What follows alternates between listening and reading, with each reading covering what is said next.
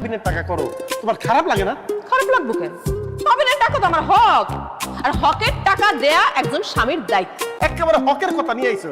এই বিয়ার সময় তোমারে আর তোমার বাপেরে কত অনুরোধ করছিলাম যে আমি এত কাবিন দিতে পারবো না, 1 লাখ টাকা কাবিন ধার্য করেন, তাইলে আমি এখনই দিয়ে দিতেছি।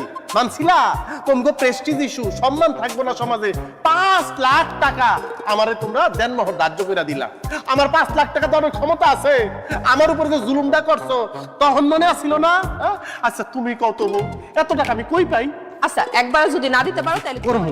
কি করবা? ডিভোর্স দিয়ে দিবা? ডিভোর্স দিলেও আমার পাওনা টাকা, আমার কাবিনের টাকা আমারে তোমার পরিশোধ করতেই হইবে। মানে ওই ডিভোর্স নিয়ে হইলেও তুমি টাকা নিবা? অবশ্যই, টাকার তো মাফ নাই। এটা আমার পাওনা টাকা, আমি হকদার। কাবিনের টাকা কাবিনের টাকা না দিয়ে তুমি কোথাও যাইতে পারবা না। রাগ করে ভাত না খায় থাকলেও তো আমার কাবিনের টাকা পরিশোধ করা লাগবে। ওয়ালাইকুম সালাম। আপা আপনি আমার বাঁচান, আমি বিরাট বিপদে পড়ছি, আপনি আমার এই বিপদ থেকে মুক্তি দেন আপা। কি হয়েছে আপনার? কোনো সমস্যা? চলেন হসপিটালে চলেন। না আপা, হসপিটাল না। আচ্ছা আপা, আপনি আমার একটা তথ্য দিতে পারেন? মানে কিডনি, মানুষের শরীরে যে 2টা কিডনি থাকে, এর যদি কেউ বেচতে চায় একটা, ওই কিডনির কেমন দাম পাওয়া যায়? মানে বাজার দর কেমন কিডনির? মানে কি? মানে বুঝতেছেন না?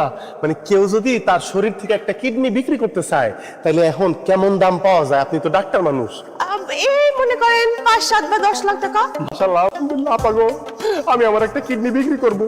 আমার 7ও দরকার নাই, 10ও দরকার নাই, আপনি আমার 5 লাখ টাকা হইলে আমি বিপদ থেকে বাঁচবো। আরে ভাই, এটা তো বললেই হলো না। কিডনি ট্রান্সফারের একটা প্রক্রিয়া আছে। রোগীর যদি কিডনির দরকার হয় তখন ডোনার খুঁজি, তখন তার কাছ থেকে টাকা নিয়ে আমরা কিডনিটা দিতে পারি। এইভাবে তো দেওয়া। মানুষ একদম খুঁজে বাইর করেন যে 2টা কিডনির পরিবর্তে 3টা কিডনি লাগাইবো, বেশি দিন বাঁচবো।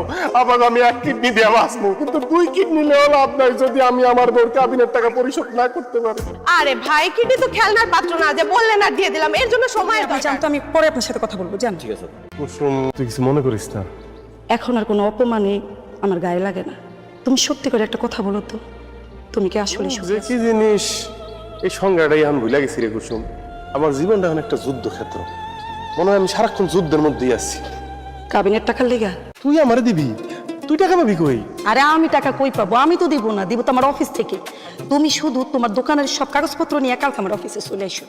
কস রে, সত্যি তুই আমার 5 লাখ টাকা দিবি? আবার এক কথা বারবার কইতেছো, আমি কোত্থেকে দিব? আমার অফিস থেকে তোমারে দিব।